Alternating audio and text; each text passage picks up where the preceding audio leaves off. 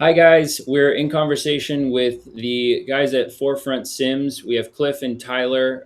We have a lot of questions today that we know a lot of people are asking, so I hope this information is helpful. Cliff and Tyler, if you want to introduce yourself and maybe say a little bit of where your experience is and talk about where your perspective on these answers is coming from, that'd be great. Yeah, thanks, Stephen. My name is Cliff Stevens. I founded Forefront about 2.5 years ago. I have a long career in technology consulting, but golf simulators have become a passion over the past 5 or 6 years. Built my own simulator at home, and that's where the company started. Was researching simulators, building it myself, and wanting to bring that to customers all around the country. And then Tyler, so Tyler's joined us, also has a long history in consulting technology, similarly passionate about golf as well as simulators. He's done his own beautiful simulator in his house, and he's helping us grow the company, build out technology as a foundation, and a really great member of the team. Awesome. Well, we can get straight into the first question here, which is what should homeowners consider before building a luxury golf simulator room? I mean, I can jump in, and Tyler, feel free Sure. to chime in as well. To me, like any problem you're trying to solve, like what are we trying to accomplish, right? What are your goals? What are you trying to achieve? Are you an avid golfer that's looking to improve your swing, do speed training, or are you, a household parent and want to have a fun entertainment room for your family, your kids, your wife, hosting your friends? Is it a luxury entertainment space where we're pairing a golf simulator with a bar? There's so many considerations to take that would, how you want to use the space, what you want to achieve, and that's going to have significant impacts on how we design the space, what technology we consider, the fit and finish, how we design the flow of the room, all those sorts of things. Tyler, feel free to jump in if anything I missed. Yeah, I think especially for folks that are, it's becoming more and more popular as having the golf sim as kind of the new movie theater room as an entertaining space or part of a larger basement or other places in the house or the garage. So I think what you mentioned, Cliff, thinking about kind of the overall flow. If you've got folks over, you're entertaining, whether it's your local neighbors and you've got a foursome that plays every week, or your spouse wants to have folks over to watch the latest true crimes documentary on the impact screen. Just thinking about the overall experience in the space, how you want people to come, what they see first, and then how does the simulator play a role in that overall entertaining. And then obviously, yes, if you're a more serious golfer, you're working on game improvement, maybe you've got junior golfers that are in the tournament scene, having things like swing cameras and set up for that, or if you play on online golf simulator leagues, having web cameras set up in the right places. So everything you said, starting with like what's the end goal experience or multiple experiences you want to go for is really the biggest starting point, and then we can figure out all the right pieces and help our clients work there that way. My next question is how much does a high-end custom home golf simulator typically cost? Yeah, I can jump in. I mean, it's kind of like anything in the world, right? There's a huge range, and it depends on obviously how far we want to take it, right? Technology obviously has a huge impact on the budget range. There's TrackMan and Foresight kind of at the top end, and there's all sorts of other budget ranges in between. Lots of great options in that spread, as well as fit and finish, right? Are we just building a very straightforward golf simulator?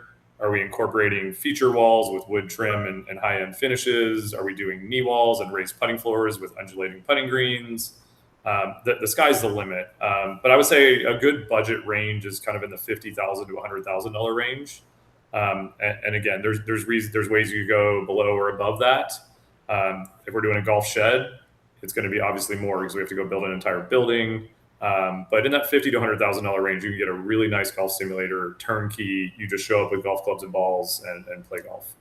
Tyler, feel free to add anything there. Yeah, I think especially kind of where we're at in the custom design and build space, we have a lot of sort of, you could call them standard options in terms of padding and mill work and the frames that we build for the enclosures. But we also have the flexibility to, since we build our pads in-house, we can use any kind of material, any color that folks are interested in, fabric. We've done embroidery in a couple of clients' locations. And as Cliff was alluding to, we've also done build outs for bars or other seating areas outside of just the whole simulator space. And something, especially if folks are newer to the simulator space, especially on the technology side, as Cliff mentioned, it's not just a launch monitor, it's typically a launch monitor. Usually we're doing 4K projectors that are short throw specifically for golf simulators. And then you also need a relatively high-powered PC to actually run the simulator software as well too. And not to mention, if you want it to look nice and built in and intentional, making sure those wires are hidden back in the walls, done properly, following code, those types of things. So there's a lot more that goes into a more custom simulator build, but that also gives you the flexibility to have all those custom options, especially if you work with somebody who has the capabilities to source a variety of different materials and get creative based on what our client's vision is. That makes total sense, honestly. So moving on to the next question, which is, what is the difference between a golf simulator kit and a professionally built custom simulator room? Yeah, I mean, Tyler, if you want to jump in, go ahead. Yeah, I'll get this one go. I mean, it's the nature of what's in the question, right? If you're getting a golf simulator kit, you're getting just that kit. So you're getting the size and shape and dimension, and it has to be able to fit into the space that you already have. So, typically you need a pretty square room with no obstructions or any challenges. And you're going to be essentially stuck, or with what comes with the kit, the materials. When you're on the custom side, sort of the sky's the limit, you could say, right? So, we've got the ability to build simulators into maybe what would have been considered less than ideal spaces for a kit, but something we can build custom. We can put the pads on sloped roofs and other challenges that you might run into. We've also put custom padding over hidden doors, so you can still get access to like a storage area. And that's just the stuff that you can't do with a kit, right? You also are, as I mentioned, much more limited to the materials, the design elements that you can add to those kits versus doing something that's custom just as the nature of it. Yeah, and I would say it's the difference is night and day, right? Like it's a gigantic difference. I think of some of the kits more like a erector set or a tent that you're setting up in your space. And to Tyler's point, oftentimes we're in rooms where there's soffits that come down. The kit would have to sit all the way under the soffit, so you're really minimizing the size of your screen to fit it into the room, whereas we can work with the entire space and maximize your golf simulator in the space. Mm-hmm. And then, yeah, to Tyler's point, it feels just a little inexpensive, right? It's a very cheap solution. It's not going to feel like it's a part of your home. It's not going to feel intentional.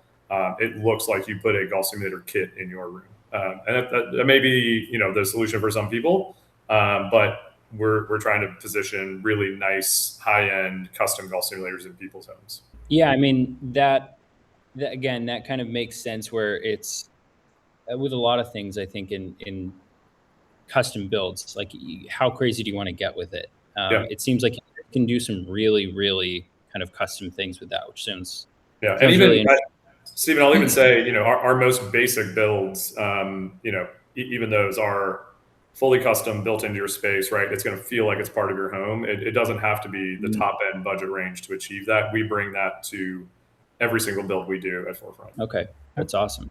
Okay, so moving on to the next question. It's a little bit more of a technical one here, but I think it's important. So what ceiling height, width, and room depth are needed for a premium home golf simulator? Yeah, Tyler, I can start if you want to chime in later. Sure. There's a technical answer, but then there's also I like to tell people every golf swing is different, right? There's golfers that have very upright swings and they're going to need really high ceilings. There's golfers that have really kind of flat swings that go around their body. So every golf swing is different. We, however, like to say kind of the optimal room for a golf simulator is 10-foot ceiling height or more, 15 to 16 feet of width to allow lefties and righties to hit from the center of the room. And then somewhere in the 18 feet of depth range. Obviously, you need a little bit more if you want to accommodate seating and lounge area behind the golfers. But 15 to 16 feet of width, 10-foot ceiling heights, and then that 18 to 20-foot depth is great. We put golf simulators in 9-foot rooms all the time, and our clients are very happy with them. But again, I like to tell people every swing is different, and I always recommend grab a club, go to your space and take some swings and see how comfortable you feel. And that's really the barometer for, does it make sense? Yeah. I think, again, back to where we're at in the custom space, especially when rooms are less wide than the 15 to 16 that we normally prefer, we have a lot of flexibility to pick a launch monitor that has a wider hitting area so it can still accommodate lefties and righties, even though they might be hitting offset a little bit. We can also put specific launch monitors on sliders so they can be moved around and still have the hitting area for the clients to be able to use. So, again, one of the benefits of going with something custom versus some sort of kit enclosure, like we talked about before, we have flexibility to make that room work. And just like Cliff said, like, we would always want to start with the client doing some practice swings, making sure they feel like they can swing freely all the way up to a driver in the space. And there's been plenty of times, Cliff, I know we've gone into, a client has had a space in mind, and then we've gone to do one of our site visits and we've helped them identify a different space that's more ideal, Yep. kind of reconfigure the room. Or in some cases, we've gone and helped them build an external building, a golf shed. Yep. So, it's very important to make sure it's a space you feel comfortable swinging with, because you will do terrible things to your swing if you're not comfortable in that space. Yeah. But we have the flexibility to, again, work in a lot of different space types, even if it's less than kind of our ideal recommendations. Yeah, and to your point, Tyler, there's always options, right? We can build a golf shed in somebody's backyard. We do a lot of garage golf sims because they usually have higher ceilings. We can also do things like dig down or install structural beams to get you some additional ceiling height. So if ever in doubt, it's worth asking a professional about how do we accommodate a golf simulator in my space, and we'll either get creative with a different space, or we figure out how to accommodate your existing space and make it work. Yeah, no, that's so interesting. And I think that's a perspective that you only get from having such specific experience with it, right? Yeah. I think that's why it's useful, where obviously that's why people hire you guys. Kind of honestly building off of that question, maybe not as technical of specific measurements and whatnot, but I think the next obvious question here is, what construction details matter most in a luxury residential golf simulator installation? Yeah, sure. I'll hop in. There's so many details that are going to be incorporated into a golf simulator. And in my opinion, what makes a luxury simulator stand out, it's all in the details, right? The launch monitor, the projector, those things are pretty typical and will guide you to the right one for you. But really where it stands out and becomes a luxury, beautiful home simulator is in those little details, right? So earlier, Tyler was talking about the custom fabrics we can use, right? We do a lot of black padding up and around the golf simulator screen, but we can do that in different colors like navy or brown. We can do blue crocodile. We can do that, awesome velvet like you see in a Lamborghini. So it's those beautiful design details. And taking a step back, we have a full-time design team that's here to work with our sales team and our clients to design what that simulator looks like. We can create renderings for you to show you what it's going to look like, so you get the feel of what your simulator room is going to be. And then you can make those design decisions based on, informed perspective of what the room's actually going to turn out to be. So, the custom pads, like I said, we can do all sorts of different wood trim work. We do a lot of custom wood TV walls or wood feature walls. We like to create knee walls or, raised putting floors, right? So we'll do a raised putting floor where you step up into the room and it's accented with LED lights. We'll do your knee wall with a nice countertop, again, accenting with LED lights.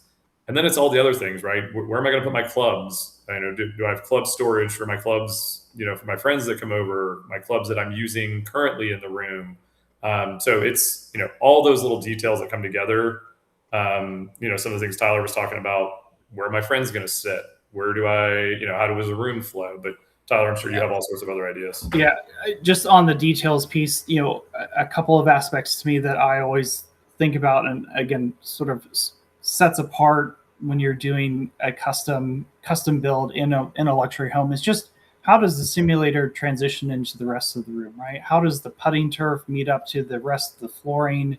Yep. Is it level? Is it a clean transition? How's the rest of the millwork and any side wall details that we're doing? Those are key pieces. making sure the outlets are close to the projector and launch monitors, so you don't see a power cord running halfway across the room. So to me, it gets to a little bit of, Cliff said the fine details. It's that fine details, the craftsmanship, the sort of pre-planning to make sure, again, it looks all intentional, even if it's an existing home, not necessarily new construction. But we still have the capacity and capabilities to make things look very clean, intentional, and you notice those fine details. Switching from your, let's say you do a dark iron ore paint color on your room because that's great for the simulator and the lighting, but also changing the light switches out and the outlets so it matches as well too. So it's just it's those little details that make it look like, okay, somebody really thought through and planned this out, not just kind of threw it in there. That I feel like are some of the core construction details that are pretty intentional. Yeah, even a little detail like making sure we get the hitting mat recessed within the putting turf, right? To the prior conversation about a kit, that's just going to be some putting turf and a hitting mat thrown on top of it. We do a lot of planning and work to make sure that we get your hitting mat cut into the putting turf. It's recessed as much as possible so it looks clean, intentional, and beautiful. Those are the kinds of things, again, that really set it apart. Yeah, and I love that you guys bring up not only design and not only the technical, but they're so married, it seems like, in your guys' process, which I think it has to be. Exactly. No, I think that's exactly, that's the answer to this question. It has to be both. That's awesome. So moving on to the next question is, how should a home golf simulator be designed to match the look and finish of the house? Tyler, you want to jump in there? Yeah. So it's kind of there's two answers to it. So one is matching the existing design. So oftentimes what we've done, if we're building and doing a project inside of an existing home, the client or their spouse, they may typically have like a mood board or vision board, or previously worked with an interior designer. So we will start with a lot of those considerations going into the design of the sim, and obviously pictures of their existing space. Similarly, if it's new construction and they have plans for those things, we will factor that in as we're coming up with the designs. And it shows up in a lot of different ways. I know we've talked quite a bit about, like, there's different materials and stains and millwork and stuff we can do, but also just even the shapes of the padding, the shapes of the enclosure. We've done enclosures that are straight up and down. We've done them that are diagonal, that have pony walls built in. So, it's kind of what's the overall architectural design feel in the space, and do we incorporate it there? And then I'll let Cliff speak to this, but the other side of this is sometimes folks want that golf simulator to stand out on its own. So, Cliff, you might maybe speak to more of, sometimes it's intentional not to match the rest and really make it stand out and pop. Yeah. And honestly, we've seen some customers do some very non-traditional golf simulators, right? We had a customer that had a very traditional home, and they didn't want putting turf all throughout the room. So they put a nice rug down in the middle of the room, and we, put the hitting mat on top of that.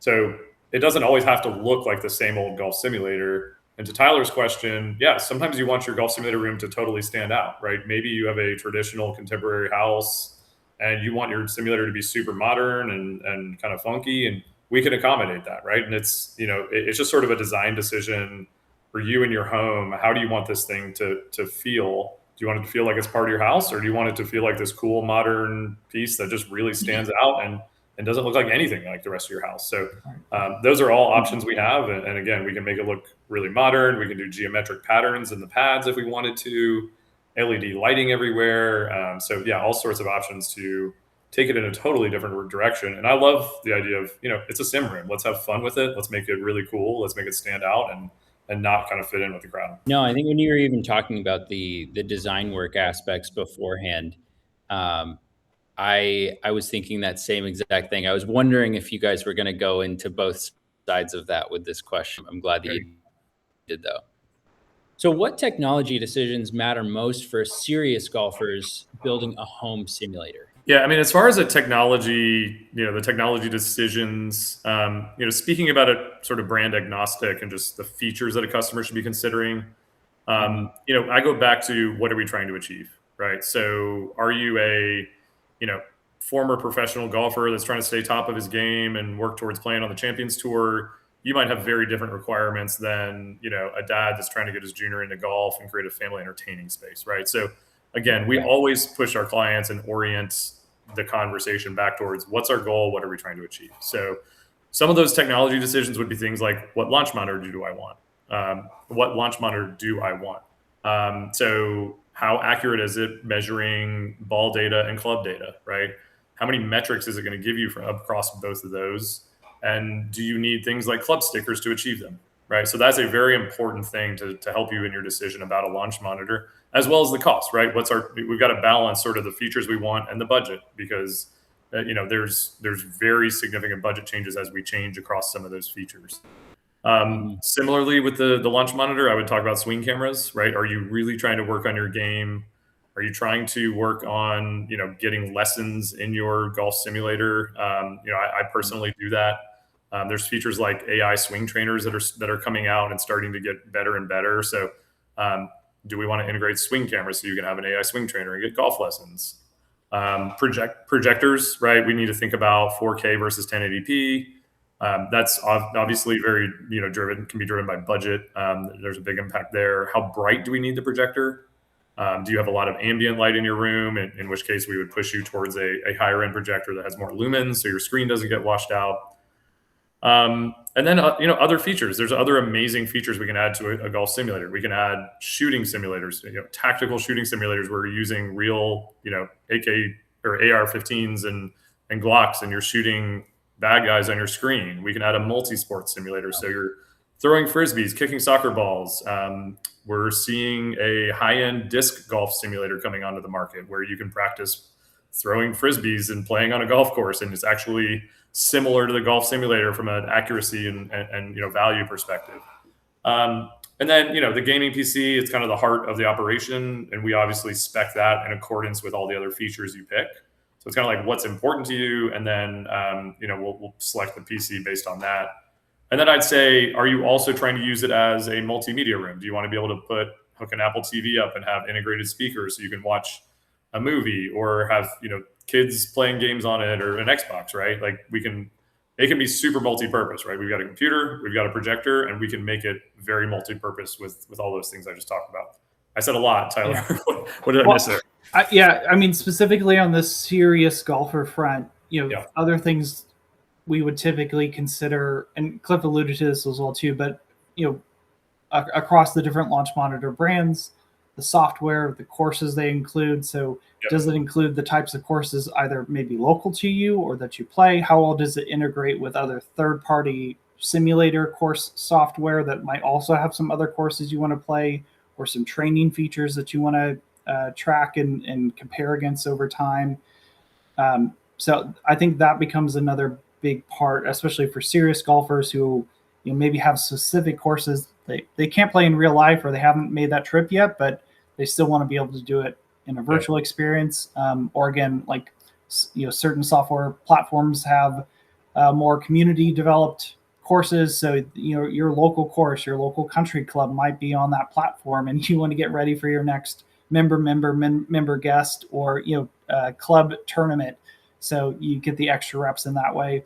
The last piece I would say, again, back for the serious golfer, is, if you want to participate in more online golf leagues through different platforms, typically you need to have a webcam set up and some other features so that you're able to record your round so you can get approved and make sure you're not cheating. So, there's some other considerations around that we can help factor in, again, based on what experience the client's looking for. The other thing I would say I left out, the swing cameras are great. There's also balance mats, right, that show you how your weight is shifting during your swing. And again, a serious golfer, that used to be a $5,000, $10,000, $15,000 add-on in a golf simulator. They're very affordable now. And again, you can marry up your swing cameras, your balance mat, and you can see your swing, how your weight's shifting. You can even then send those videos to your golf coach and say, hey, how am I doing? Am I doing what you asked me? And get good feedback that way. So really good stuff there. And then there's also a lot of really good sort of statistical analysis you can do. You can export your shot history to, there's certain software that you can export it to, analyze it, get good feedback, see how you're either improving or changing over time. So just really, you can, again, the sky's the limit, and you can take it almost as far as you want. That's honestly, again, from like an outside perspective, that's so cool how versatile these spaces can be. And even just with the same technology, how many different uses you can have for them, even within golf, Yep. not even taking into account all these other factors. That's awesome. Going on to the next question. What are the biggest mistakes homeowners make when they're planning a custom simulator room? Yeah, I mean, I think sometimes trying to force a simulator into a room that's not a good fit, right? We can design a simulator into a lot of rooms and accommodate a lot of different, a lot of different issues, right? We can work around soffits, we can move a gas line, we can, work around HVAC ducts and vents and things like that. We can put in a beam and raise the ceiling, right? There's all sorts of ways that we can help make a room more accommodating for a golf simulator. But I would say one, to me, putting it in the wrong space, and we really try to push back on a client and guide them if they're going to put it in a space we don't feel is right.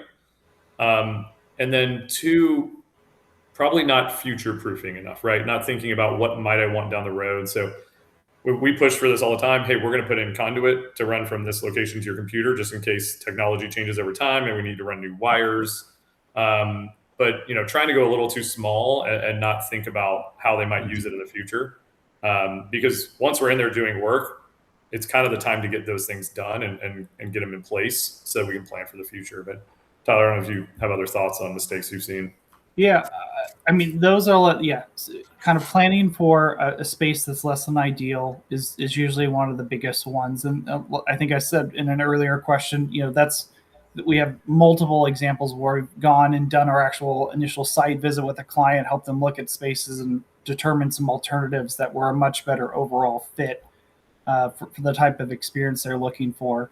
I wouldn't maybe call this a mistake, but sometimes folks will start with a more basic kit setup first, and that gets them sort of the bug of like, oh, I really like simulator golf. And then they transition to a more custom. Again, we've had multiple clients where they had sort of an existing setup, and then they realized they really wanted to move to something that was much more intentional, or again, better for hosting, entertaining a larger group of folks. So they could be the spot, every week, or it's the place that their kids want to come to. So again, I wouldn't necessarily call that a mistake per se, but that's a natural progression we've seen folks make of, they start off doing things and then they eventually transition to let's do, again, something more custom, more intentional, and usually upgrade to a ceiling-based launch monitor versus a floor one as well. I would add really quick, and this might sound like a little bit of a commercial, but it's genuine and honest. Going with a golf simulator provider that doesn't have experience, right? I can't tell you the number of projects we've done where we come in and fix somebody else's work, where maybe it wasn't designed right, the ball's flying back and hitting windows behind the golfer. Literally, we've seen giant ball marks in the walls back behind the golfer. We've come in and fixed many golf simulators where somebody else came in and built it. They said they had the experience to do it, and just weren't qualified, didn't design it right, and then the customer's left with an expensive item that they really can't use. So yeah, and just ask the question, right? How many golf simulators have you done? Can you show me examples of your work? Can I get a reference? We're always happy to provide examples of our work, put you in touch with a client, and let you ask all the questions you want about how did the experience go, what's the product like, go visit it, right? You want to see people's work before you sign off and give them your money to go build you a golf simulator. No, and I appreciate the preface of that answer too. Of it may sound like a commercial or not, but I think honestly that's the right advice for people. For anything, you want to be able to verify what they're actually able to do, and I think that it's a really helpful answer. Thinking about even just the two things that you guys said before about realistically. Mistakes being made about future proofing, about being able to basically expand on this, because specifically even just the answers we gave before, I don't think a lot of people realize how many different things that you can do with it and how versatile it can be and how far you can take it.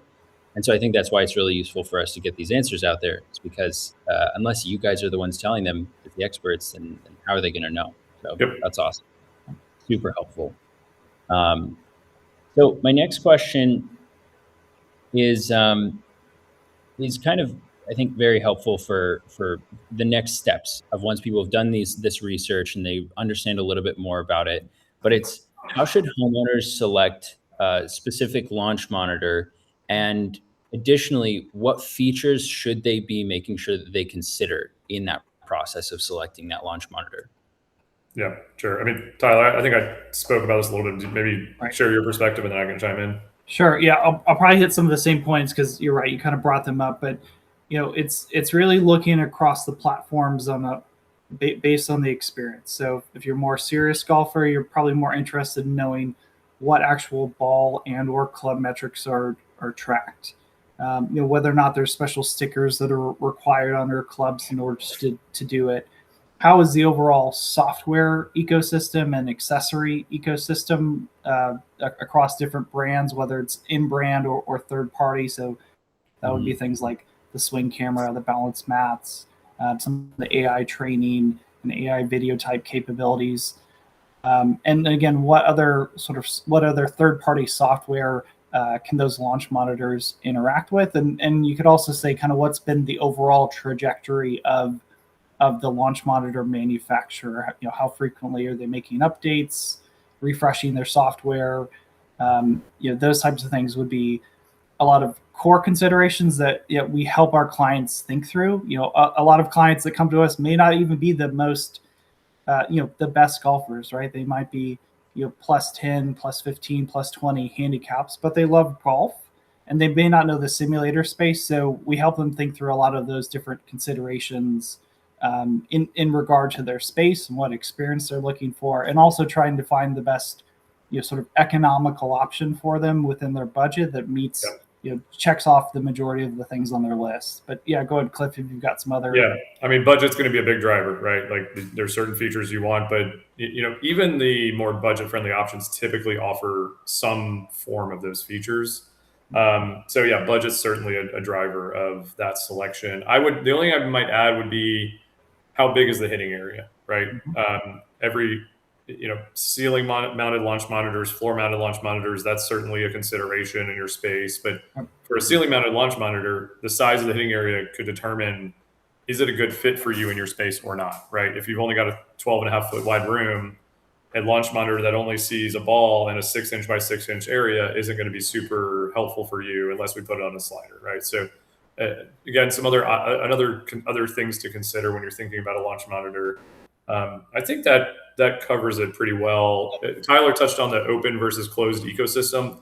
To me, that's really important as a buyer, right? I would like, I personally like to have the option of trying a different golf simulator software that's coming on the market, right? There's some that are coming out, like, who knows? The simulator software I use today may be antiquated and there may be a new great one 2 years from now, and I want to switch to that. So me personally, I want that option to be able to try new software, integrate different technologies, and not be locked into just one kind of ecosystem. This is less common for us, but Cliff mentioned floor versus ceiling based launch monitors. But again, for more serious golfers, some of them like the ability to also take their launch monitor onto the course and take it to the driving range and get their numbers outside. So that typically comes with more of the floor based launch monitors that are battery enabled. So again, just depending on the type of golfer, that's another consideration that we may make as part of it. Ideally, indoors, we typically like something that's ceiling mounted and camera based, but again, it's that give and take of, I want the added portability. I want to be able to take this out to the course, get my numbers when I'm on the driving range, but also bring it back into the simulator. So it's all that kind of give and take of what's most important for them, and then helping them find the right option. Yep. Yeah, and I think it's so interesting that so many of these answers kind of tie together, because it even goes back to like almost like the future proofing that you were talking about before as well. Yep, 100%. Yeah. So we're getting closer to the end here, but we do have a few more questions. The next one that we have is, what electrical, lighting, flooring, and acoustic considerations matter in a home golf simulator? So many matter. There's so much there. And that's why we have a dedicated design team, because, Tyler or another one of our team members might be involved in the sales process. They're sharing information with our design team, and you've got to think about all those things. Like you said, it's all interconnected. And if we change a decision about a feature that we want, that might change our electrical or our low voltage wiring plan, right? So all of our simulators, we build out a full electrical and low voltage wiring diagram.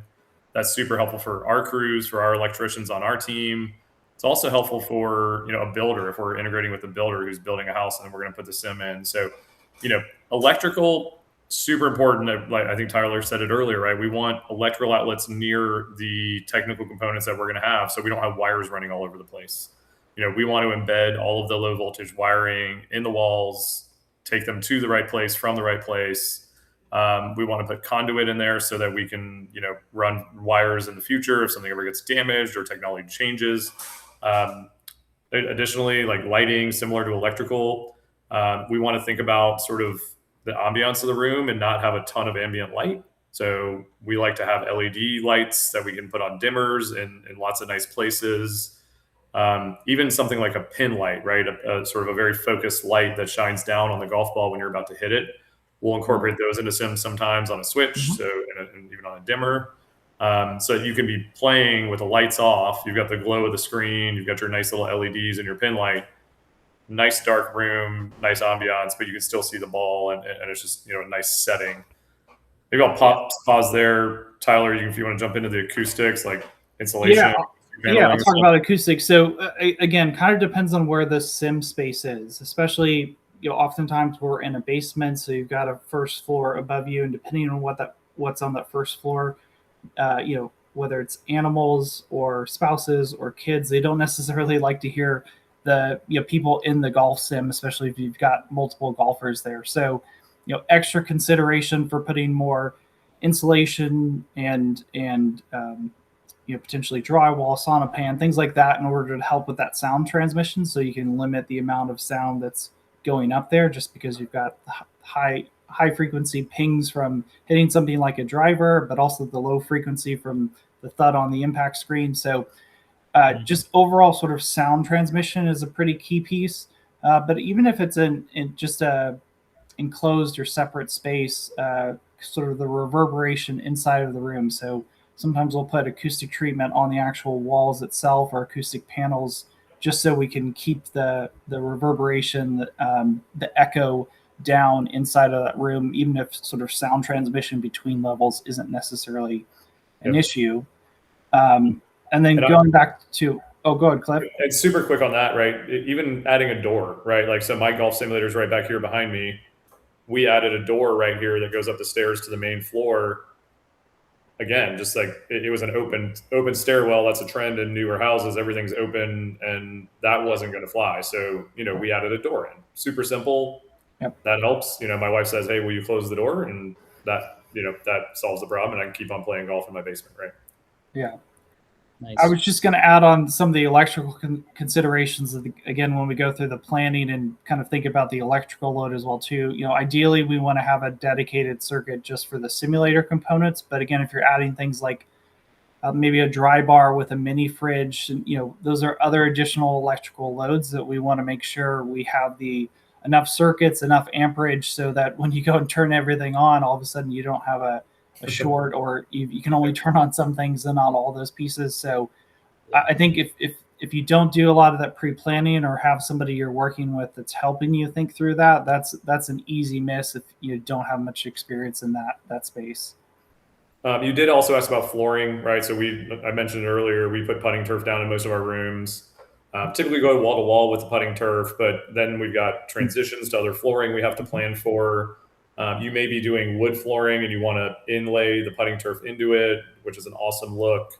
We can do putting turf with a fringe border around it, which looks amazing. We've done awesome little kind of like putting greens with rough and sand traps, fake sand traps built out of putting turf. Again, the sky's the limit, and it's stuff that we talk you through as a client and plan for. And again, just bring some of that creative thinking to of how do we create something awesome that's going to stand out and really highlight those little details like we talked about before. Yeah, no, I think every one of your guys' answers just shows so much experience and so much attention to detail, which I think is just, especially for this type of market and something that's obviously for higher end, more luxury kind of clientele. It very much shows that you guys are fully attuned to kind of serving that exact clientele, which is awesome. Awesome. Um, so moving on to the second to last question, actually, is what should be included in a turnkey proposal for a luxury home golf simulator? I'll give the really high end, then Tyler, you can maybe jump into some details. But like to me, the super high end answer is everything should be included. If we don't build a proposal and the client just shows up with clubs and balls and their friends, then we've dropped the ball somewhere, right? So like it should be everything included so that you can just show up and play and have fun without stress. Even taking it to the point of, we include configuring all the software, setting up all your licenses. We have an onboarding and training session we take you through. We have materials like quick startup guides so you know how to use it without frustration, right? So I would say everything needed to create a frictionless process where you just show up and play golf. Certainly, there's lots of details we could talk about there. Maybe Tyler jump in, and then I'll hop back in. Right. I think we see a lot of client involvement up front when we're working through the initial design and obviously the proposal and sort of the overall sort of fit and finish and look pieces. But as Cliff mentioned, sort of once we've gotten all those pieces wrapped up, we typically bring the rest of the process in-house between our crews. We have a project manager that's helping to coordinate things. If we're working with other trades or other general contractors or the builders, handling all those pieces. So sometimes the clients, homeowners, they want to be more involved, but they shouldn't have to be. So that's really where we pick up, get through all the pieces. And as Cliff mentioned, like our biggest focus is making sure that all they really have to worry about is putting the ball down and taking the first swing once we've got everything set up. And that's really the experience from where they go from design to where they should end up, along with the training and handoff to make sure that they know how to use their simulator space to its fullest. I feel like those are all the key pieces when you're truly talking about a turnkey proposal and really handling everything end to end. And I think one thing that would be useful here, because I think a lot of people who are asking this question, they're almost using this answer as a way to audit, right? They're using it as a way to, did my golf simulator kind of contractor or whoever I'm looking at, are they forgetting something in this proposal? And if there's not, if it really is those few things that you guys just mentioned, then that's okay. But if there's anything that you think specifically people should make sure is in a proposal, that just comes to mind, I think that would be useful for people. Yeah, I mean, it's all the kind of nitpicky stuff, right? Like all the wiring, all the projector mounts, TV mounts, the configuration, right? Like I think a lot of times we'll hear customers say, "Hey, I see this proposal over here. Or, it's a DIY solution or something, and it's less expensive." But I think a lot of times they're not comparing apples to apples because all those things aren't always included. But it's all the things we've talked about this whole time: the launch monitor, the computer, the projector, the flooring, the enclosure.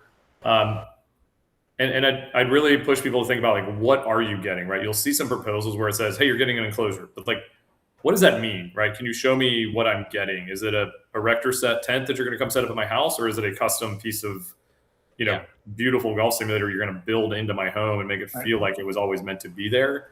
So I think to me, you're probably not going to have as many scenarios where it's like, oh, they forgot the projector mount, or they forgot they're going to upcharge me for this kind of wiring or something. But it's probably more, and from my perspective, it's more so the quality of what you're getting. Like, how do you put a finger on the quality of what you're getting?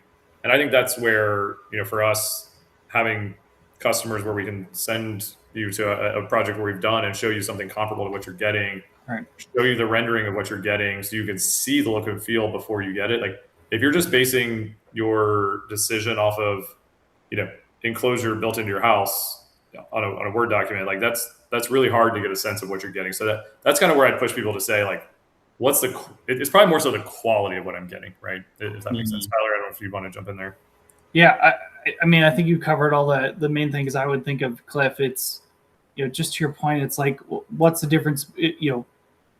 padding means a lot of different things for people. So just inside of that hitting enclosure. So, we know the quality that we bring with the type of padding that we build. We do it ourselves in our warehouse. We make sure everything is good and it's custom sized to whatever depth we're making, or again, whatever patterns we're making, versus somebody who's maybe just buying something off the shelf or through an e-commerce dealer and putting it up there. Maybe it's not padding that will actually protect your walls and space, at least where the hitting area is going to be.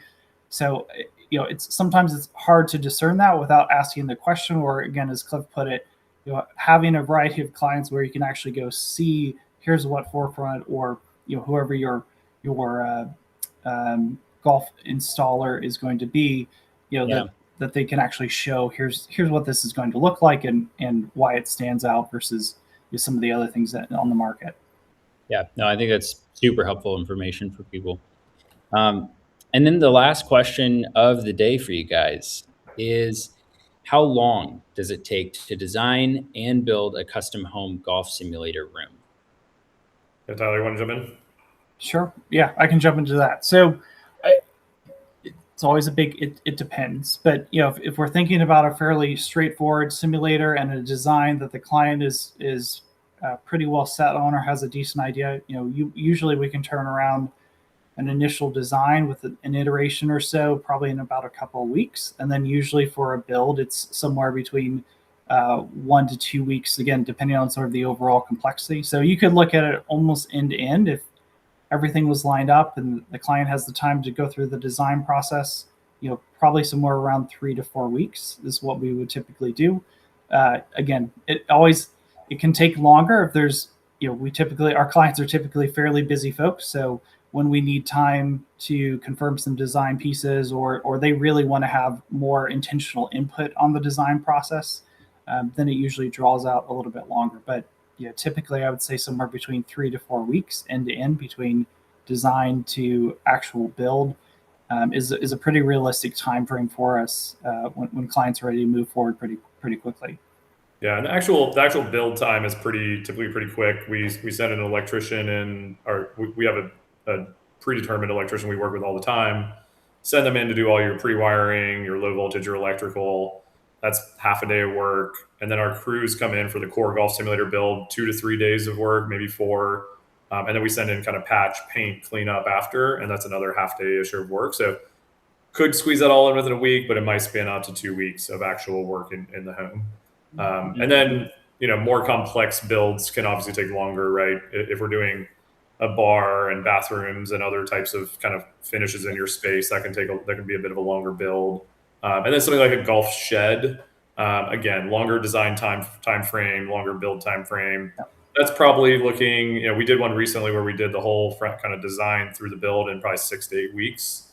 But it's probably in like the 6 to 12, 14 week range if you're doing a golf shed structure in a backyard. Yep. Yeah. I mean, honestly, even that 6 to 8 weeks that's quick for an entire a building. That's insane. Yeah. Well, awesome, guys. I think that really concludes this list of questions that people are having today. But I think it's been super helpful. And I think a lot of the information that you guys shared shows a lot about the quality of work that you guys do, as well as how much you guys really care about your customers. So thanks so much for hopping on with me today. And I hope that for anyone who's looking at this, that it's helpful information. Awesome. Thanks, Stephen. Thanks, Stephen. Thanks.